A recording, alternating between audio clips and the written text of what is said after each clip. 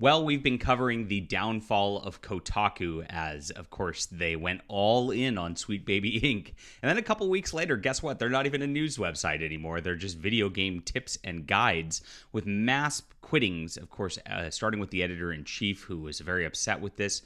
The lady, Alyssa, who wrote the article, was all flipped out, of course, going, "Oh, how dare you give in to the harassment," and the like. Now, of course, we've tried to reach out to Kotaku's Alyssa to have her on the channel to tell her side of the story, and got blocked in the process. So, it's not a good faith group over here, and we know this. This is what the mainstream video game industry has done for years. This is why we have an entire movement dedicated towards ethics in gaming journalism. Of course, that's been the whole problem for over a decade, and it's been identified. It's being, of course, even growing these last few months after the Sweet Baby Inc. thing came up. And we have even crazier news today involving Alyssa Mercante trying to cozy up to Melonie Mac. And this gets very interesting.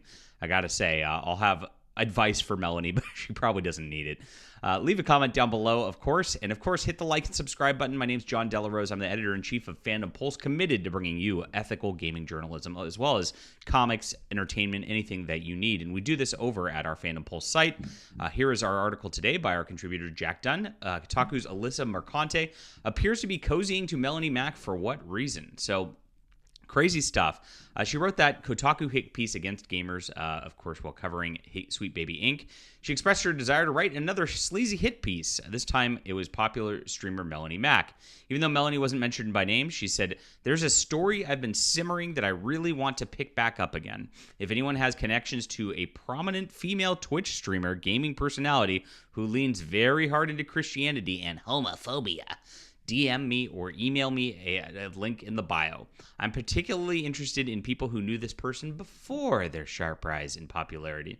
So she was about to go out there to try to destroy Melonie Mac, of course, and that's what's happening right here. And Melonie Mac found this, which is pretty funny. She says, "You could always just talk to me if you want, but it looks like you'd rather find people who don't like me to help you formulate some hate and lies to fit your narrative you've inevitably made up in your head for your witch hunt." So that's, of course, what they do every single time. Anybody who's a right-wing personality, they have a playbook, right? If you're small enough, they try to bombard you and, of course, get people piled on you. They did this to Fandom Pulse, like this whole trans army came on and started attacking us the other day. Absolutely funny stuff. And they think once you get to a medium level, so about where I'm at, they try to ignore you. They try to never mention you. They try to not say your name, and they try to be very, very careful about ever getting you content so that you can, avoid that Streisand effect. But once you get big enough like Melonie Mac, they come back after you again in an attempt to just undermine you and destroy you and cancel you. And that's exactly what Alyssa's doing here. "Hi, Melonie. Would love a chance to talk to you. My email's in my bio if you want to reach out. I planned on sending someone your way early next week as it's EOD for me. Thanks." So it's the end of the day. Too busy to talk to Melonie Mac, but she was going to send somebody her way instead. So obviously it's going to be a hit piece. If you know how the media works, they're going to twist whatever Melonie says. They're going to call her Nazi, racist, homophobic, whatever that she already has in the Twitter bio, and not do anything nice. Any quotes that Melonie gives her is going to be used against her. And this is why we always recommend just don't talk to the mainstream media. I mean, unless you're going to use it for content or whatnot, you are not going to win in that interchange, and they're going to do something to you. And this is exactly what Alyssa Mercante is attempting to do.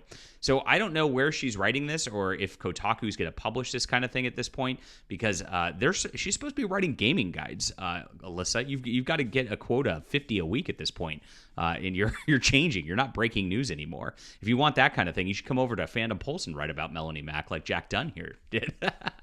But I would definitely recommend against talking to this woman, against anything. If she's looking to write that hit piece, Melonie, just be careful. These people are just awful at the end of the day, and all they want to do is destroy you, life ruin you, and make sure that you can't make a living off of doing something fun on the internet and speaking out on behalf of what's right and true and good, like the grace and glory of our Lord Jesus Christ.